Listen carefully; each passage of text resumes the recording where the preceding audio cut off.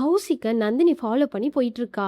நந்தினியோ எப்படியாச்சும் இந்த பையன்கிட்ட பேசி யாரு என்னன்னு விசாரிக்கணும், இல்லனா புனிதாவோட வாழ்க்கையே வீணா போயிடும்னு சொல்லிட்டு, அண்ணே கொஞ்சம் வேகமா போங்க அப்படின்னு ஆட்டோக்கார்ட்ட சொல்ல சரிமான்னு சொல்லிட்டு அவரும் கௌசிக்க வேகமா ஃபாலோ பண்ணி போயிட்டு இருக்காரு. கௌசிக்கோ நேரா ஈஸ்வரி வீட்டுக்கு போறான். என்ன இது, அந்த பையன் ஈஸ்வரி வீட்டுக்குள்ள போறான், ஈஸ்வரிக்கு இவன் என்ன வேணும், ஏதோ தப்பா இருக்கேன்னு சொல்லிட்டு நந்தினி யோசிச்சுட்டு இருக்கா. இங்க சூர்யா நந்தினிக்கு கால் பண்ணிட்டே இருக்கான். சொல்லுங்க அத்தான் சார், எங்க நந்தினி இருக்க, வீட்டுல உன காணும்னு கேக்குறான். அத்தான் சார், காய்கறி வாங்க வெளியில வந்தேன், அப்போ கரெக்டா புனிதாவும் ஒரு பையன் கூட பைக்ல போறத பார்த்தேன், நானுமே பாத்திருக்கேன் நந்தினி, இப்போ எங்க இருக்க, நான் அந்த பையனை ஃபாலோ பண்ணிட்டு வந்தேன், அவன் இப்போ ஈஸ்வர் வீட்டுக்குள்ள போறான் அத்தான் சார், எனக்கு ஒண்ணுமே புரியல, அதான் வெளியிலேயே நின்னுட்டு இருக்கேன்னு சொல்றா.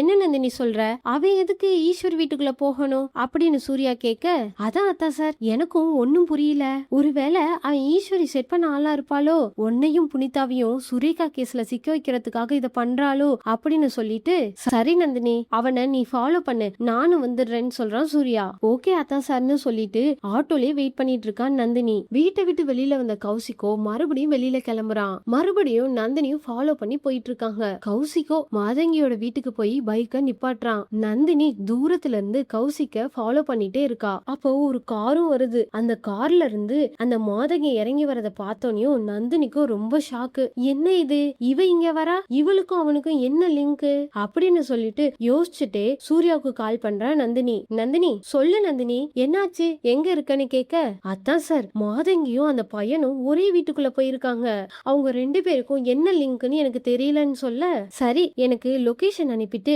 அங்கே வெயிட் பண்ணு நந்தினி, நானும் வரேன்னு சொல்லிட்டு சூர்யாவும் கிளம்புறான். உள்ள போன மாதங்கியும் கௌசிக்கும் பேசிட்டே இருக்காங்க. கௌசிக்கோ மாதங்கி அந்த முடிய எங்க வச்சீங்கன்னு கேட்க, நான் அத நந்தினியோட ரூம்ல வச்சுட்டேன், ஏற்கனவே எல்லாரும் நந்தினிய சந்தேகப்பட்டு இருக்காங்க, இனிமே முழு பழியும் இவ மேலதான் அப்படின்னு மாதங்கி சொல்ல, ஓ சூப்பர் மாதங்கி, அந்த நந்தினியையும் அந்த புனிதாவையும் வீட்டை விட்டே வெளியில அனுப்பணும்னு சொல்றான் கௌசிக். அவங்க ரெண்டு பேரும் சுரேகாவை மறுபடியும் சித்திரவதை பண்ண ஆரம்பிக்கிறாங்க. சுரேகாவோ என்னை விட்டுருங்கன்னு கெஞ்சிட்டு இருக்கா. ஆனா இந்த மாதங்கியும் கௌசிக்கும் சுரேகாவை விடுற மாதிரியே தெரியல. டேய் என்ன மரியாதையா விட்டுடுங்க, எங்க வீட்டுக்கு தெரிஞ்சா அவ்வளவுதான்னு சொல்ல, என்ன பண்ணுவாங்க, உன்னை முதல்ல கண்டுபிடிச்சாதானே அப்படின்னு சொல்ல சூர்யாவோ என்ட்ரி கொடுக்குறான். மாதங்கியையும் கௌசிக்கையும் அடி பின்னிட்டு இருக்கான் சூர்யா. அந்த கேப்ல நந்தினி ஓடி போய் சுரேகாவை காப்பாத்துறா. கௌசிக்கையும் மாதங்கியையும் சூர்யா போலீஸ்ல புடிச்சு கொடுத்துட்டு சுரேகாவை நேரா வீட்டுக்கு கூட்டிட்டு போறான். சுரேகாவை பார்த்த சுந்தரவல்லியோ கட்டி பிடிச்சு அழுதுட்டு இருக்காங்க.